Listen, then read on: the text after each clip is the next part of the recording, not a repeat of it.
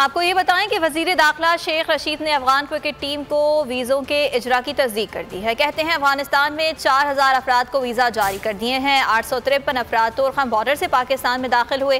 पाकिस्तान आने के ख्वाहिशमंद सिफारत खाने से रब्ता कर सकते हैं। उन्होंने कहा कि तोरखम बॉर्डर पर लोगों को ला रहे हैं। लोगों को काबुल एयरपोर्ट तक लाने की जिम्मेदारी पाकिस्तान की नहीं है। इंटीरियर मिनिस्ट्री से रब्ता करके और इंटीरियर मिनिस्ट्री भी मुसलसल फॉरेन मिनिस्ट्री से रब्ते के साथ हमने कोई 4000 लोगों को वीज़े जारी किए। रात 12 बजे 50 अफ़गान क्रिकेट टीम को भी वीज़े जारी किए गए हैं और हम तोरखम बॉर्डर पे भी लोगों को ला रहे हैं। लेकिन इस वक्त सारी दुनिया का मरकज़ जो है वो काबुल एयरपोर्ट कैमरों का बना हुआ है, उससे हमारा कोई तल्लक नहीं है।